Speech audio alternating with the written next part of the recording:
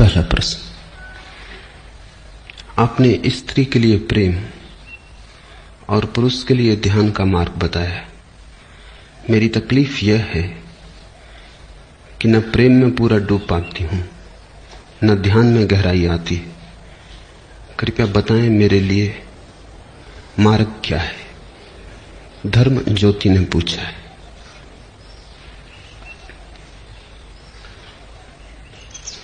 धर्म गुरुओं का डाला हुआ जहर बाधा बन रहा है।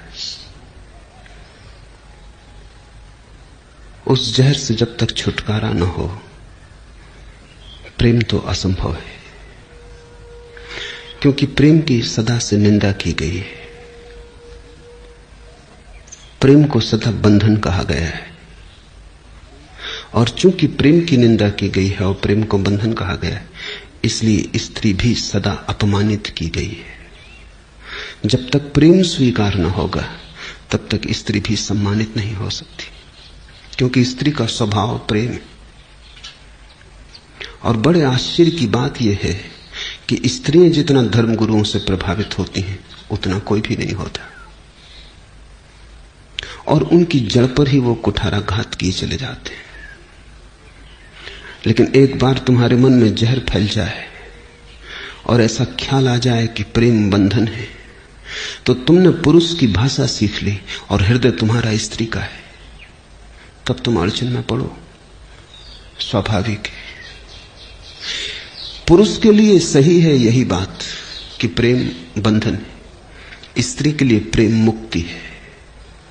और जो पुरुष के लिए जहर है वो स्त्री के लिए अमृत है।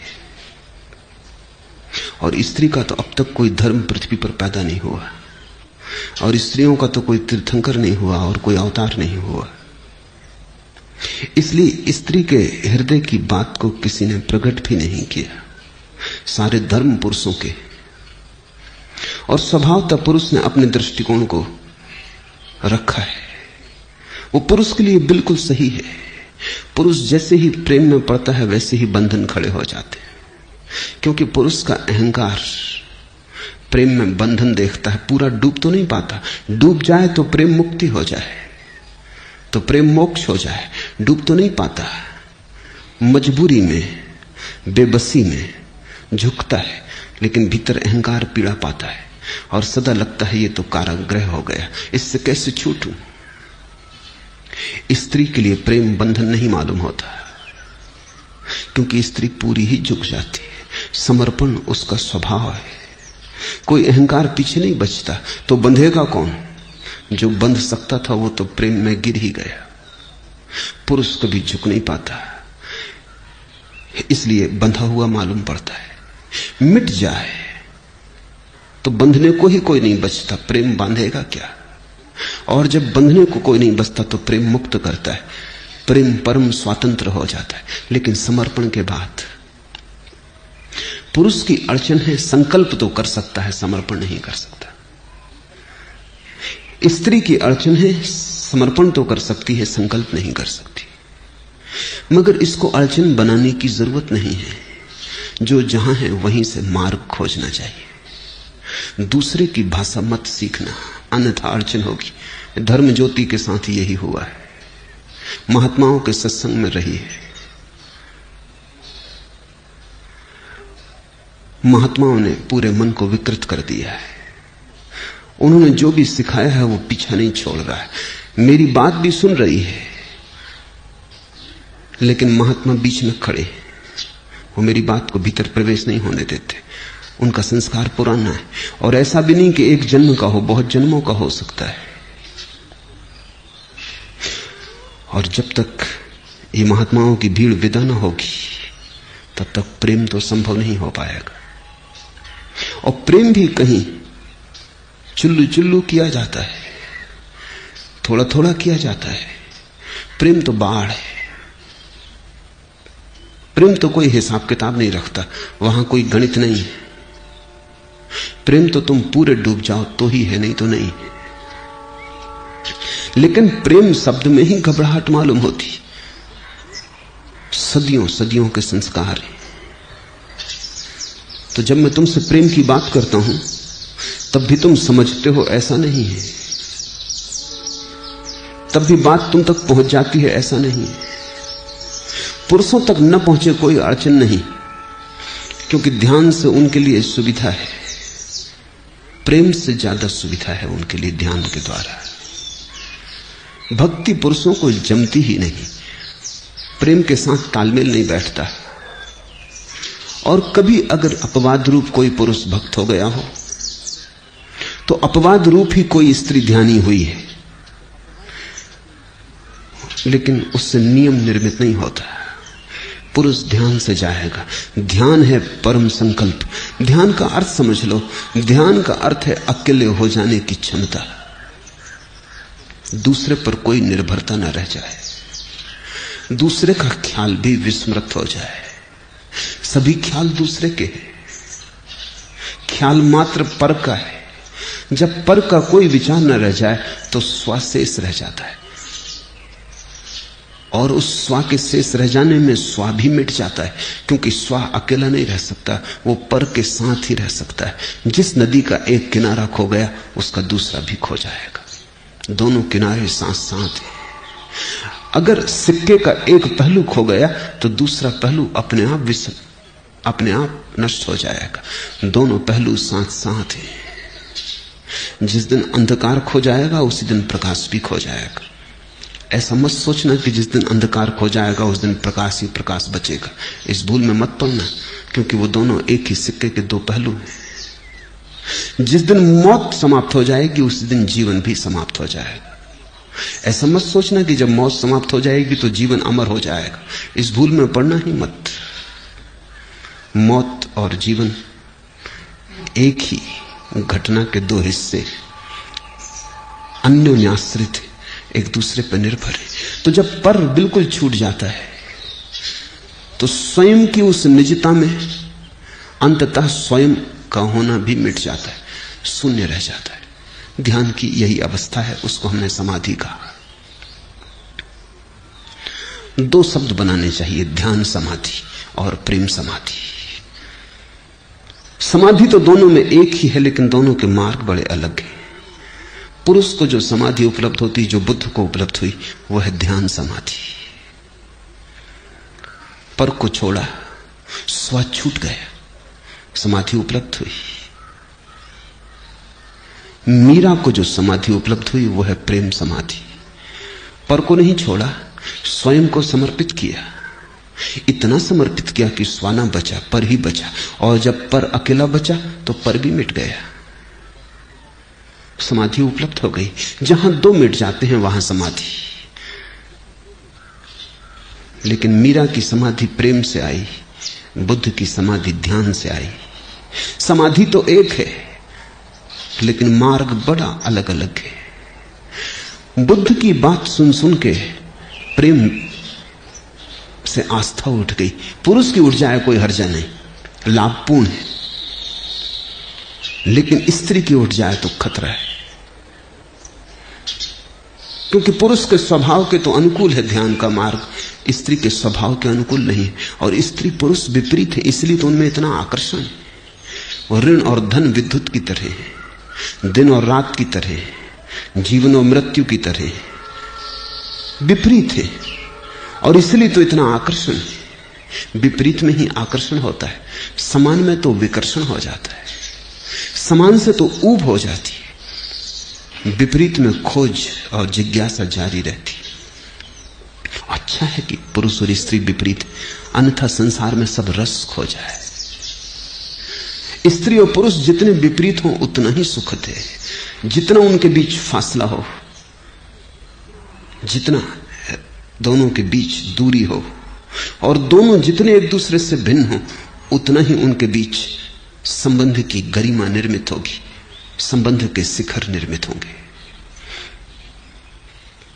मनुष्य ने अपने अतीत में स्त्री और पुरुष को जितना भिन्न बन सके बनाने की कोशिश की थी, इसलिए प्रेम की बड़ी अनूठी घटनाएं घटी। पश्चिम में आधुनिक युग में स्त्री और पुरुष को पास लाने की चेष्टा की गई, प्रेम समाप्त हुआ जा रहा है, क्योंकि स्त्री पुरुष करीब करीब समान मालूम होने लगे। स्त्री पुरुष समान होने चाहिए, न्याय की दृष्टि में समान नहीं होने चाहिए, स्वभाव की दृष्टि से बड़े असमान हैं, बड़े भिन्न हैं। असमान का यह अर्थ नहीं कि स्त्री पुरुष से नीची है या पुरुष स्त्री से ऊंचा है। असमान का अर्थ कि दोनों बड़े भिन्न हैं, जैसे रात और दिन, रोशनी और अंधेरा, इतना ही फासला है। कानून उनको समान माने, लेकिन मनोविज्ञान उन्हें समान नहीं कह सकता। और अगर समान बनाने की चेष्टा की गई तो जितने स्त्री पुरुष समान होते जाएंगे उतना ही स्त्री पुरुष जैसी हो जाएगी, पुरुष स्त्री जैसा हो जाएगा। उन दोनों के बीच का आकर्षण खो जाएगा। उन दोनों के बीच जो एक मधुर तनाव है, प्रेम भी है और संघर्ष भी है, मधुर तनाव है, लगाव भी है और विरोध भी है। कभी फूल भी खिलते हैं, कभी कांटे भी चुभ जाते हैं, पास भी आते हैं, दूर भी हटते हैं, निमंत्रण भी है, अस्वीकार भी है। उन दोनों के बीच ये जो बड़ा खेल चलता है जीवन का, ये जो सारी लीला है जीवन की, वो मधुर है, वो शुभ है, सुंदर है। और उस सब का आधार यह है कि स्त्री समर्पण करने में कुशल है। स्त्री हार के जीतती है, उसके जीतने का ढंग वही है। वो चरणों में रख देती है अपने को और सिरताज हो जाती है। वो अपने को खो देती है और पुरुष के रोए रोए में समा जाती है। इसी से पुरुष घबराता है, क्योंकि पुरुष जानता है उसका समर्पण खतरनाक है, उसके समर्पण में ही बंधन पैदा हो जाता है। पुरुष अपने को बंधा अनुभव करता है क्योंकि उसका अहंकार है। वो स्वाभाविक है कि वो अपने को बचाए, लड़े, संघर्ष करे। उसकी यात्रा अलग है। पुरुष बहिर्मुखी है, स्त्री अंतर्मुखी है। पुरुष और स्त्री जब एक दूसरे को प्रेम भी कर रहे हो तो पुरुष आंख खोल के प्रेम करता है, स्त्री आंख बंद करके। जब भी स्त्री भाव में होती आंख बंद कर लेती, क्योंकि जब भी भाव में होती तब वो अंतर्मुखी हो जाती है। वो प्रेम भी जिस व्यक्ति को करती है उसको भी जब ठीक से देखना चाहती तो आंख बंद कर लेती। ये भी कोई देखने का ढंग हुआ, मगर यही स्त्री का ढंग है, क्योंकि ऐसे आंख बंद करके ही वो उस चिन्मय को देख पाती है। आंख खोल के तो मृण्मय दिखाई पड़ता है। और स्त्री जब भी किसी को प्रेम करती तो परमात्मा से कम नहीं मानती।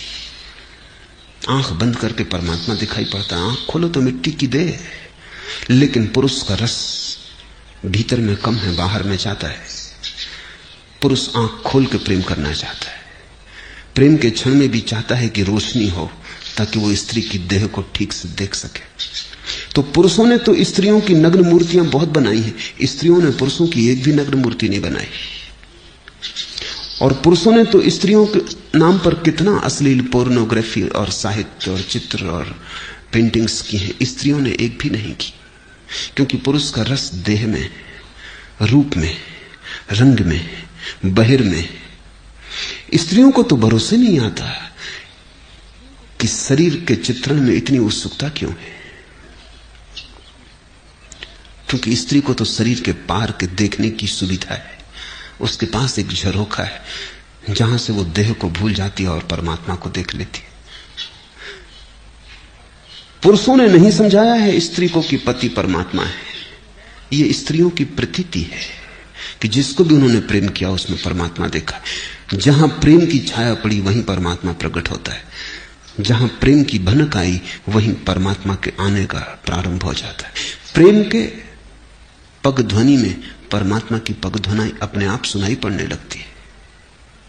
लेकिन पुरुष बंधा अनुभव करता है, उसकी यात्रा बहिर यात्रा है। उसे चांद तारों पर जाना है, उसे दूर को जीतना है, उसे संसार को विजय करना है। ऐसे अगर घर में बंध जाएगा तो फिर ये दूर की यात्रा का क्या होगा? बाजार में कौन जीतेगा? दिल्ली में कौन विराजमान होगा? कहां जाएगा? कौन भागेगा? इस आपाधापी को कौन करेगा? तो जैसे ही जितना ही महत्वाकांक्षी पुरुष हो उतना ही स्त्री से बचेगा। महत्वाकांक्षी राजनीतिज्ञ हो स्त्री से बचेगा, क्योंकि अगर स्त्री ने बांध लिया तो स्त्री काफी संसार है, फिर उसके पार संसार बचता नहीं। वैज्ञानिक महत्वाकांक्षी हो, अन्वेषण में लगा हो, स्त्री से बचेगा। ध्यान करने वाला ध्यानी हो, स्त्री से बचेगा, क्योंकि स्त्री पूरी तरह घेर लेती कि फिर कुछ और करने की सुविधा नहीं रह जाती। ध्यान न करने देगी, शास्त्र न पढ़ने देगी, चुनाव न लड़ने देगी, धन न कमाने देगी, क्योंकि चारों तरफ से घेर लेगी। स्त्री तुम्हारे चारों तरफ प्रेम का एक घर बनाती, उसमें तुम्हें लगता है कि तुम घुटे घुटे अनुभव करते हो, क्योंकि तुम्हारी महत्वाकांक्षा मरती। वही पुरुष स्त्री के प्रेम के लिए राजी हो सकता है जो अहंकार को छोड़ने को राजी हो। यह पुरुष के लिए बहुत कठिन है। इसका एक ही उपाय है उसके लिए, ध्यान, कि वो गहरे ध्यान में उतरे। तो मेरे देखने में ऐसा है कि अगर पुरुष गहरे ध्यान में उतर जाए तो ही प्रेम के योग्य हो पाता है, और स्त्री अगर प्रेम में उतर जाए तो ही ध्यान के योग्य हो पाती है। स्त्री सीधे ध्यान न कर सकेगी। तुम उसे लाख समझाओ कि चुप होकर शांत बैठ जाओ, वो कहेगी लेकिन किसके लिए, किसको याद करे, किसका स्मरण करे, किसकी प्रतिमा सजाए, किसका रूप देखें भीतर। मंदिरों में जो प्रतिमाएं हैं वो सभी स्त्रियों ने रखी। परमात्मा के नाम के जितने गीत हैं वो सब स्त्रियों ने गाए। भजन है, कीर्तन है, उसका अनूठा रस स्त्रियों ने लिया है। और पुरुष और स्त्री के बीच बड़ी बेबूझ पहेली है, वो एक दूसरे को समझ नहीं पाते। समझें भी कैसे? तुम जिस स्त्री के साथ जीवन भर रहे हो या जिस पुरुष के साथ जीवन भर रहे हो उसको भी समझ नहीं पाते, क्योंकि भाषा अलग है, यात्रा अलग है, दोनों के सोचने का, होने का ढंग अलग है। जिस दिन दुनिया में ठीक ठीक समझ आएगी उस दिन स्त्री का मनोविज्ञान अलग होना चाहिए, पुरुष का मनोविज्ञान अलग, उन दोनों के मन अलग हैं। इसलिए सिर्फ मनोविज्ञान कहने से कुछ भी ना होगा। मनोविज्ञान से क्या पता चलता है किसका मनोविज्ञान, स्त्री का या पुरुष का? स्त्री का मन का ढांचा ही अलग है, पुरुष के मन का ढांचा अलग है। इसलिए पुरुष महावीर और बुद्ध बन जाता है। महावीर को हमने नाम दिया जिन, जिसने जीत लिया। बुद्ध को हमने नाम दिया बुद्ध, जो जाग गया। लेकिन मीरा से पूछो जीता, मीरा कहेगी हारे। कृष्ण को और जीतने की बात ही बेहूदी है, परमात्मा को जीतने की बात ही बेहूदी है। जीतने की भाषा में ही आक्रमण और हिंसा है। अब थोड़ा समझो, महावीर जैसे अहिंसक को भी हमने जिन कहा, लेकिन जिन शब्द में ही हिंसा है। जीता, विजय, वो भाषा ही क्षत्रिय की है, वो भाषा पुरुष की। महावीर वैसे परम ध्यान को उपलब्ध हुए, ज्ञान को उपलब्ध हुए, लेकिन भाषा तो पुरुष की ही रहेगी। मीरा से पूछो जीता, मीरा कहेगी तुम समझे ही नहीं, प्रेम में कहीं कोई जीतता है, हारते, मगर हार ही वहां जीत है। मीरा से पूछो जागी, मीरा कहेगी जागना वहां कहां है, वहां तो खोना है, वहां तो मिटना है, वहां तो बेहोशी ही होश है। अब इसको थोड़ा समझ लेना, मीरा के लिए बेहोश हो जाना होश और हार जाना जीत जाना है। महावीर और मीरा को मिला दो, इनके बीच बड़ी कठिनाई खड़ी हो जाएगी, इनके बीच चर्चा न चल सकेगी, इनकी भाषा अलग होगी। जैसे दो अलग भाषाएं बोलते हो, एक जर्मन बोल रहा हो और एक जापानी, और कहीं कोई तालमेल न बैठता हो, बैठेगा नहीं। पुरुष के लिए स्त्री पहेली रही है, स्त्री के लिए पुरुष पहेली है। स्त्री सोच ही नहीं पाती कि तुम किस लिए चांद पर जा रहे हो, घर काफी नहीं? वही तो यशोधरा ने बुद्ध से पूछा जब वो लौट कर आए कि जो तुमने वहां पाया वो यहां नहीं मिल सकता था। ऐसा जंगल भागने की क्या पड़ी थी, ये घर क्या बुरा था? अगर शांति होना था तो जितनी सुविधा यहां थी इतनी वहां जंगल में तो नहीं थी। तुमने कहा होता हम तुम्हें बाधा ना देते, हम तुम्हें एकांत में छोड़ देते, हम सारी सुविधा कर देते कि तुम्हें जरा भी बाधा ना पड़े। लेकिन बुद्ध को अगर यशोधरा ऐसा इंतजाम कर देती कि जरा भी बाधा ना पड़े, यशोधरा अपनी छाया भी न डालती बुद्ध पर, तो भी बुद्ध बंधे बंधे अनुभव करते, क्योंकि वो अनजाने तार यशोधरा के चारों तरफ फैलते जाते और भी ज्यादा फैल जाते। वो छाया की तरह चारों तरफ अपना जाल बुन देती। वो घबरा के भाग गए। जो भी कभी भागा है जंगल की तरफ, प्रेम से घबरा के भागा है। और क्या घबराहट, कहीं प्रेम बांध ना ले, कहीं प्रेम आसक्ति ना बन जाए, कहीं प्रेम राग ना हो जाए। स्त्रियों को जंगल की तरफ भागते नहीं देखा गया, क्योंकि स्त्री को समझ में नहीं आता भागना कहां है। डूबना है, डूबना यही हो सकता है। और स्त्री ने बहुत चिंता नहीं की परमात्मा की जो आकाश में, उसने तो उसी परमात्मा की चिंता की जो निकट और पास है। स्त्री को रस नहीं मालूम होता कि चीन में क्या हो रहा है, उसका रस होता है पड़ोसी के घर में क्या हो रहा है, पास। तुम्हें कई दफे लगता भी है पति को कि भी क्या फजूल की बातों में पड़ी कि पड़ोसी की पत्नी किसी के साथ चली गई, कि पड़ोसी के घर बच्चा पैदा हुआ, कि पड़ोसी नई कार खरीद लाया। ये भी क्या फिजूल की बातें हैं। वियतनाम है, इजराइल है, बड़े सवाल दुनिया के सामने है। तू ना समझ पड़ोसी के घर बच्चा हुआ, ये भी कोई बात है। लाखों लोग मर रहे हैं युद्ध में, इस एक बच्चे के होने से क्या होता है। स्त्री को समझ में नहीं आता कि तुम पड़ोसी के घर बच्चा पैदा होता है, इतनी बड़ी घटना घटती है, एक नया जीवन अवतीर्ण हुआ, कि पड़ोसी की पत्नी किसी के साथ चली गई, एक नए प्रेम का आविर्भाव हुआ। तुम्हें इसका कुछ रस ही नहीं। इजराइल से लेना देना क्या है। इजराइल से फासला इतना है कि स्त्री के मन पर उसका कोई अंकुरण नहीं होता, कोई छाप नहीं पड़ती। दूरी इतनी है। स्त्री परमात्मा जो बहुत दूर है आकाश में, उसमें उत्सुक नहीं। परमात्मा जो बहुत पास है, बेटे में है, पति में है, परिवार में है, पड़ोसी में है, उसमें उसका रस है। क्योंकि दूर जाने में उसकी आकांक्षा नहीं है, यहीं डूब जाना है। और जिससे डूबना है वो कहीं भी डूब सकता है, लेकिन जिससे जीतना है वो हर कहीं नहीं जीत सकता। जीतने के लिए तो इंतजाम करना पड़ेगा युद्ध का, जीतने के लिए तो संघर्ष की व्यवस्था करनी पड़ेगी। हारने के लिए थोड़ी कोई व्यवस्था करनी पड़ती, जीतने के लिए व्यवस्था करनी पड़ती। हारना तो कभी भी हो सकता है निहत्ते, उसके लिए कोई शस्त्रों का थोड़ी आयोजन करना पड़ेगा, सेनाएं थोड़ी इकट्ठी करनी पड़ेंगी। हारना तो अभी हो सकता है, जैसे हो तुम वैसे ही, लेकिन जीतने के लिए तो बड़ा उपाय करना पड़ता है, फिर भी पक्का नहीं कि जीत पाओगे। तो महावीर के जीवन में बड़ा आयोजन है, वो विजय की यात्रा है।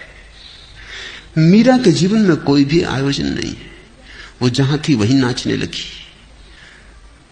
वो जहां थी वहीं दीवानी हो गई। महावीर को होश साधना है, मीरा को बेहोशी साधनी है। तो ये धर्म ज्योति की तकलीफ में समझता हूं, साधुओं ने बिगाड़ा, और वो महात्मा अभी भी इसके चित्त पर भारी है। ये मेरे पास भी आ गई है तो भी आ नहीं पाई, संस्कार इसके वहीं जड़ता के। इसलिए प्रेम मुश्किल है, और ध्यान तो स्त्री को मुश्किल होता ही है। जब प्रेम ही ना हो पाएगा तो ध्यान तो हो ही ना सकेगा। प्रेम से ही ध्यान की तरफ जाने का रास्ता है। बेहोशी से ही होश सधेगा, हार से ही विजय मिलेगी। तो जितने जल्दी हो सके उतने जल्दी जो जहर के संस्कार दिए गए हैं उनको छोड़ दो, उनको हटाओ।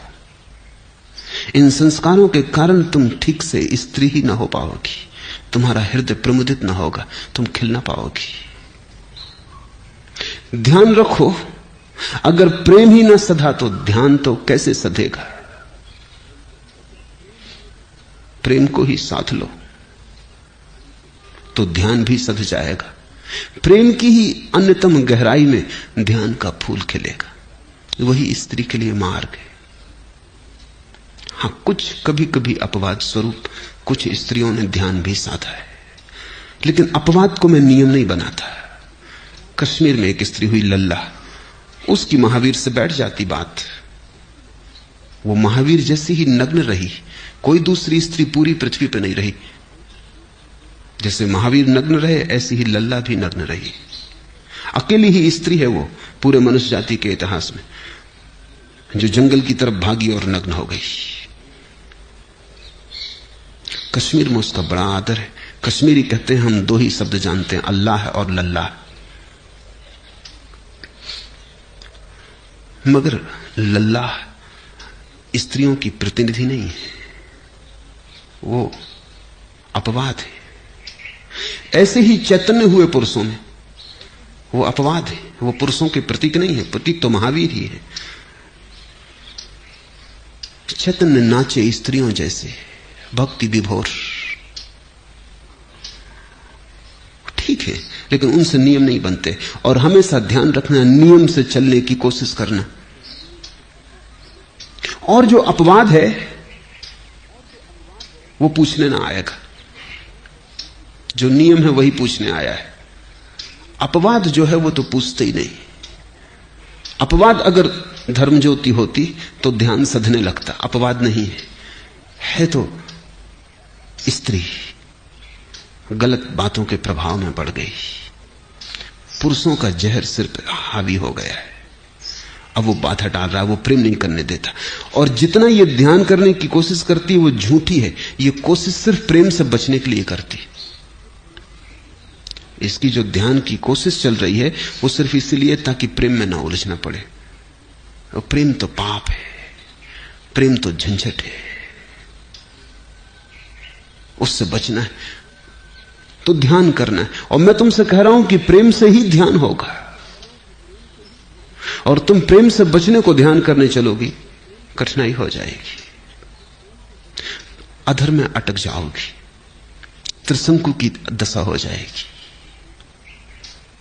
और देर नहीं लगती, अगर समझ में बात आ जाए तो एक क्षण में छोड़ा जा सकता है सब कचरा। क्योंकि कचरा कचरा ही है, वो कभी स्वभाव नहीं बनता।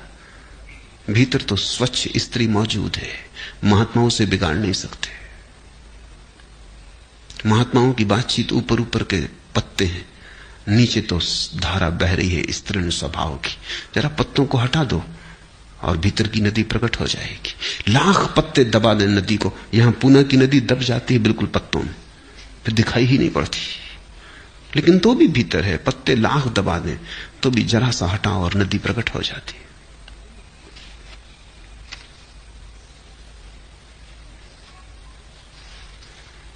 मैंने पूछा था कि है मंजिले मकसूद कहां, खिज्र ने राह बताई मुझे मैं खाने की। मैंने पूछा था कि जीवन का लक्ष्य मंजिले मकसूद कहां है, और मेरे गुरु ने मुझे राह बताई मैं खाने की। उसने कहा बेहोशी में, प्रेम में। मैंने पूछा था कि मंजिले मकसूद कहां है, मंजिले मकसूद कहां, खिज्र ने राह बताई मुझे मैं खाने की। स्त्री के लिए वही राह है, मैं खाने की, बेहोशी की, खोने की, लीन हो जाने की, तल्लीन हो जाने की, अपने को इस तरह मिटा देने की कि भीतर कोई बचे ही ना। जिससे प्रेम किया है वही बच रहे। प्रेमी बचे, प्रेसी खो जाए, परमात्मा बचे, भक्त खो जाए। और तब अचानक भगवान भी खो जाता है। जब भक्त ही खो गया तो भगवान कहां रहेगा? भक्त की आंखों में ही भगवान है।